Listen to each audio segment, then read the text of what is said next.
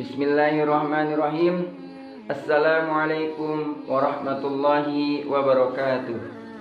Innal hamdalillah nahmaduhu wa nasta'inuhu wa nastaghfiruh wa na'udzu billahi min shururi anfusina wa min sayyiati a'malina. May yahdihillahu fala mudhillalah wa may yudlilhu fala hadiyalah. Asyhadu an la ilaha illallah wa asyhadu anna Muhammadan abduhu wa rasuluhu alladzi la nabiyya ba'dah. Qala Allah ta'ala fil Qur'anil Karim, a'udzu billahi minasy syaithanir rajim. Bismillahirrahmanirrahim. Ya ayyuhalladzina amanu taqullaha haqqa tuqatih wa la tamutunna illa wa antum muslimun. Shadaqallahul adzim. Amma ba'd.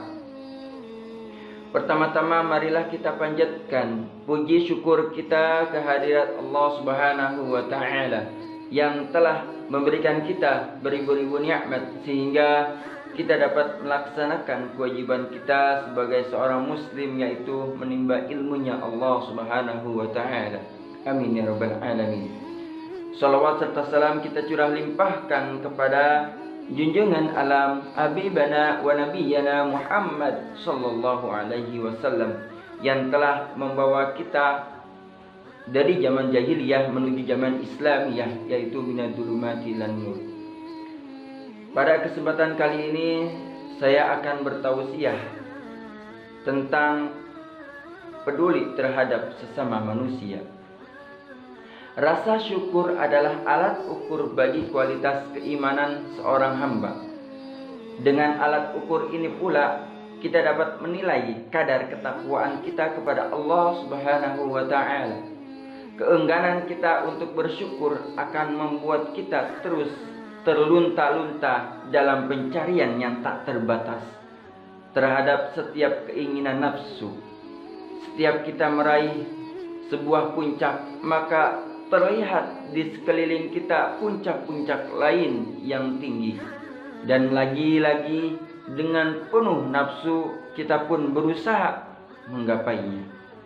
Inilah sesungguhnya yang terjadi pada seorang Fir'aun pada zamannya, sehingga ketika ia telah mencapai puncak tertinggi derajat kemuliaan duniawi, ia pun melirik singgasana milik ilahi, dan celakanya ia pun ingin meraihnya.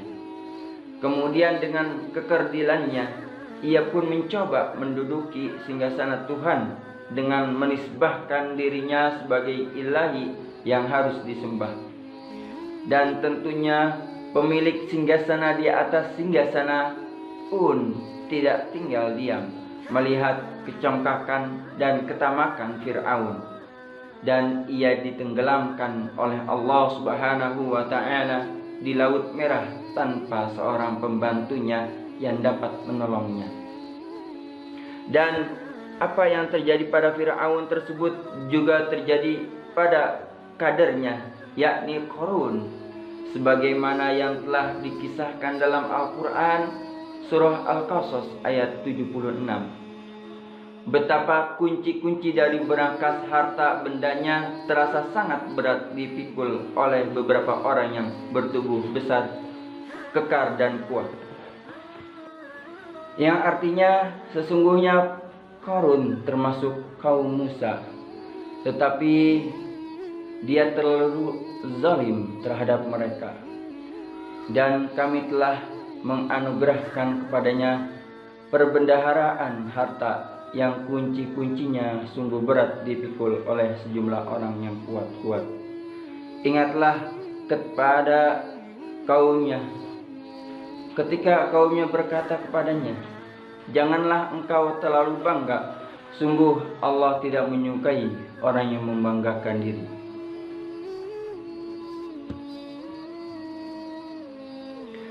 Kadar Fir'aun yang satu ini tampaknya juga tertular oleh sifat buruk pendahulunya, yaitu arogansi dan kecongkakan yang luar biasa. Ia lupa bahwa melimpahnya kekuasaan yang ia miliki masih teramat sangat kecil dibandingkan dengan kuasa Allah yang maha kaya. maka ia pun akhirnya ditenggelamkan oleh Allah ke dalam perut bumi dengan seluruh harta bendanya.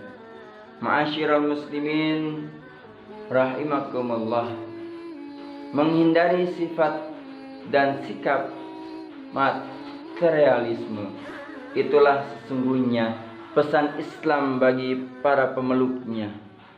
Harta benda dalam konsep Islam adalah amanah. Hakikatnya ia adalah milik Allah Subhanahu wa taala yang dititipkan kepada kita. Kearifan dalam menggunakan dan mentasyarufkan akan menentukan seberapa tinggi nilai yang diberikan Tuhan terhadap sifat amanah kita. Bila kita mampu mengelolanya dengan baik, maka pahala dan berbagai kemudahan hidup akan menjadi milik kita. Fa amma man a'ta wattaqa wa saddaqa bil husna fasanuyassiruhu lil yusra. Adapun orang yang memberikan hartanya di jalan Allah dan bertakwa dan membenarkan adanya pahala yang terbaik, yaitu surga, maka kami kelak akan menyiapkan baginya jalan yang mudah. Dan sebaliknya, jika bakhil dan terus memperkaya diri sendiri, maka kesulitan hiduplah yang kita peroleh. Wa amma man bakhila wastaghna wa kadzdzaba bil husna fasanuyassiruhu lil usra. Dan adapun orang-orang yang bakhil dan merasa dirinya cukup serta mendustakan pahala yang terbaik, maka kelak kami akan menyiapkan baginya jalan yang sukar. Al-Quran Surat Al-Lail 8-10. Berbagai bentuk ketidakharmonisan hidup yang terjadi pada masyarakat sesungguhnya lebih banyak terjadi karena pengkhianatan terhadap ayat Allah di atas. Sistem ekonomi yang sengaja atau tidak sengaja cenderung menganut mazhab kapitalisme, di mana kesempatan berusaha dan berkembang lebih banyak dimiliki oleh kaum bermodal, sementara orang kecil lebih diposisikan sebagai konsumen semata, yang sering mengakibatkan kecemburuan yang acap kali berakhir dengan anarkisme serta menimbulkan tidak stabilnya tata kehidupan masyarakat.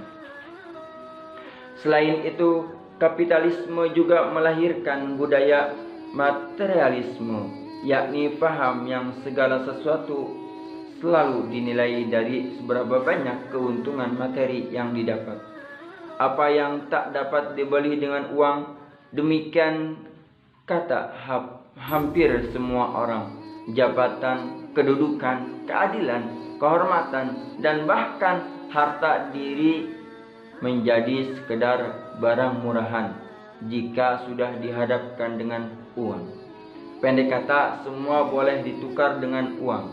Pertanyaannya kemudian adalah, apakah ini pertanda akan lahirnya bangsa Fir'aun atau lahirnya kader Qarun baru?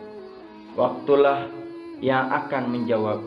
Namun sebelum azab Allah itu datang, marilah kita coba ingat ada firman Allah Subhanahu wa taala dalam surah At-Takasur ayat 1-4. Bismillahirrahmanirrahim. Alhaakumut takasur hatta zurtumul maqabir kalla sawfa ta'lamun summa kalla sawfa ta'lamun. Bermegah-megahan telah melalaikan kamu sampai kamu masuk liang kubur. Janganlah begitu, kelak kamu akan mengetahui akibat perbuatanmu itu, dan janganlah begitu, kelak kamu akan mengetahuinya. Sekali lagi nyawa, selagi nyawa masih dilindungi di kandung badan, selagi waktu masih berpihak kepada kita, marilah kita kembali merenungi tentang apa yang telah kita perbuat bagi orang lain. Sebab cita-cita akan lahirnya sebuah masyarakat madani di negara kita yang multiras, multi suku, multi agama, dan tentu saja dengan latar belakang sosial ekonomi yang beragam, mustahil dapat terwujud manakala kita tetap membiarkan masyarakat kita terjebak dalam kubangan korupsi, kolusi, dan nepotisme yang semakin dalam. Dan kini mestinya umat Islam menjadi pelopor perubahan sebuah cita-cita besar bangsa dan negara yang baldatun thayyibatun wa rabbun ghafur, terwujudnya atas ridha Allah Subhanahu wa taala. Amin ya rabbal alamin. Baik, cukup sekian tausiah pada saya kali ini. Kurang lebihnya mohon maaf. Akhirul kalam, bila ada sesuatu yang bermanfaat itu datangnya dari Allah Subhanahu wa taala, dan apabila ada kesalahan itu datangnya dari saya sendiri. Barakallahu li wa lakum. Aqulu qawli hadza fastaghfiruhu innahu huwal ghafurur rahim. Assalamualaikum warahmatullahi wabarakatuh.